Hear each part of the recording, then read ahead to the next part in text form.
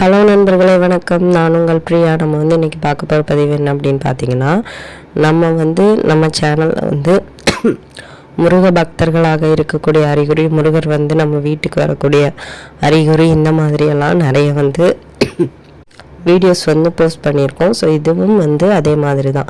முருகர் நம்ம வீட்டுக்கு வரப்போகிறார் அப்படிங்கிறதுக்கான அறிகுறிகள் என்னென்ன தெரியும் அப்படிங்கிறத பற்றி தான் நம்ம இந்த பதிவில் பார்க்கலான்னு இருக்கோம். அதுக்கு முன்னாடி நீங்கள் இந்த பதிவை பார்க்கக்கூடிய முருக பக்தர்களாக இருந்தீங்க அப்படின்னா மறக்காமல் நம்மளோட கமெண்ட் பாக்ஸில் சரவண பகவான் சொல்லிவிட்டு ஒரு கமெண்ட் போஸ்ட் பண்ணுங்கள்.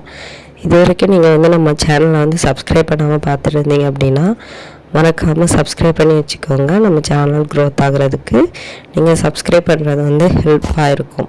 இப்போ வாங்க நம்ம பதிவுக்குள்ளே போகலாம்.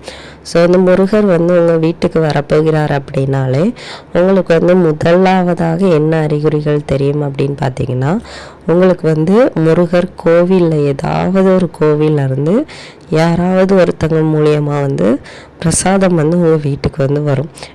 இப்போ திருச்செந்தூர், திருத்தணி அந்த மாதிரி தூரமாக இருந்தாலும் சரி, இல்லை உங்கள் ஊர் பக்கத்தில் இருக்கிற ஒரு கோவிலாக இருந்தாலும் சரி, சாதாரண ஒரு விபூதி யாராவது ஒருத்தர் உங்களுக்கு தருவாங்க.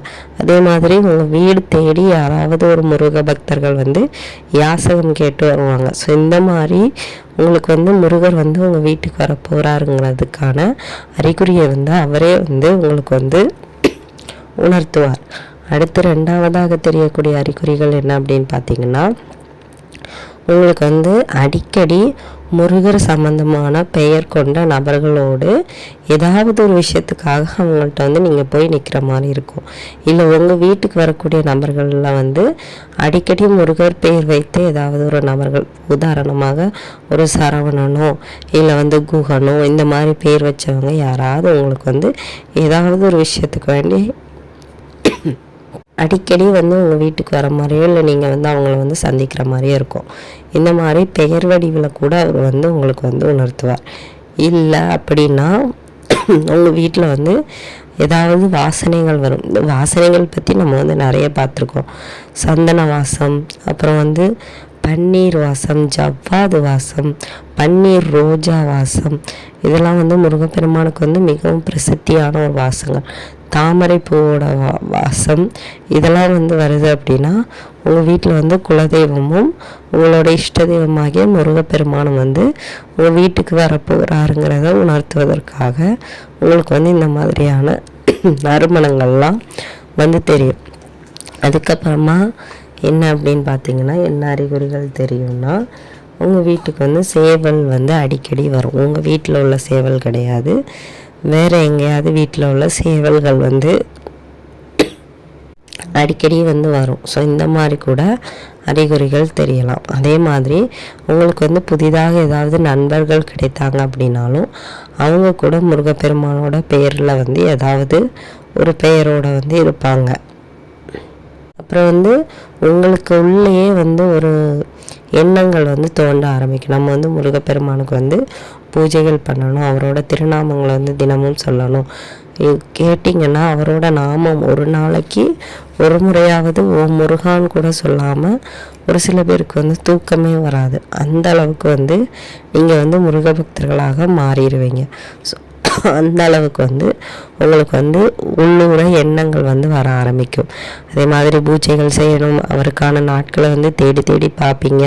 இல்லை நீங்கள் மறந்துட்டாலுமே கூட முருகப்பெருமானே உங்களோட கண்ணில் காட்ட வைப்பார். இல்லை வேறு யார் மூலமாவது உங்களுக்கு இதை தெரியப்படுத்துவார். இந்த மாதிரி கூட நடக்கும்.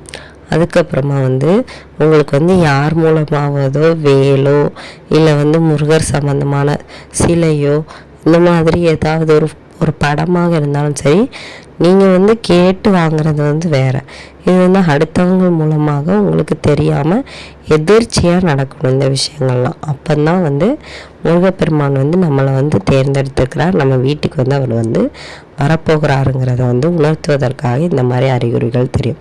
அதே மாதிரி மிக முக்கியமாக உங்கள் வீட்டுக்கே அவர் இன்னும் வரப்போகிறாருங்கிறத தெளிவாக உணர்த்தணும் அப்படின்னா, உங்கள் வீட்டில் ஏதாவது குழந்தைகளை பிறக்கிறாங்க, இல்லை ஏதாவது நல்ல விஷயங்கள் நடக்குது அப்படின்னா அது வந்து முருகர் சம்பந்தமான அந்த நாட்கள்.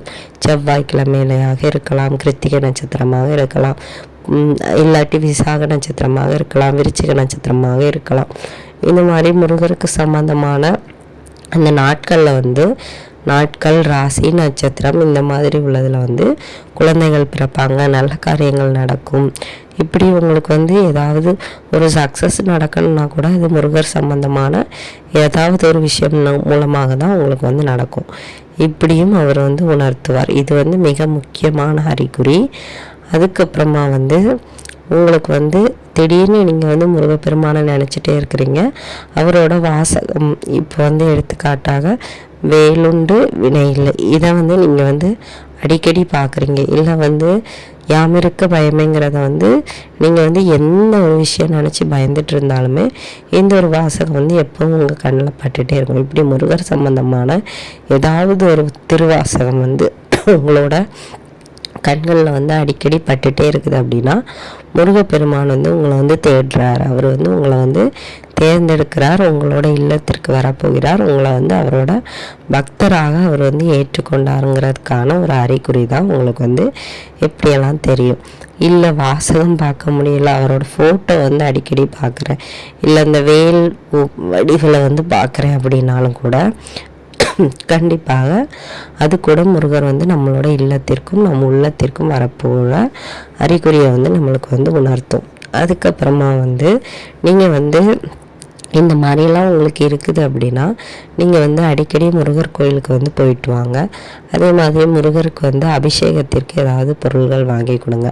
முருகர் வந்து அபிஷேக பிரியர், உங்கள் எல்லாருக்குமே தெரியும்.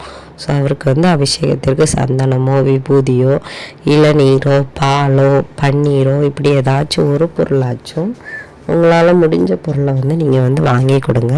கட்டாயமாக அதற்கான பலன்களை வந்து நீங்கள் வந்து பெறவீங்க. ஸோ இந்த பதிவு வந்து உங்களுக்கு வந்து உபயோகமாக இருக்கும்னு நினைக்கிறேன். உபயோகமாக இருந்தது அப்படின்னா லைக் பண்ணுங்கள், உங்களோட நண்பர்களுக்கும் ஷேர் பண்ணுங்கள். நம்ம சேனலை வந்து மறக்காமல் சப்ஸ்கிரைப் பண்ணி வச்சுக்கோங்க. இந்த வீடியோவின் முழு பதிவை பார்த்ததற்கு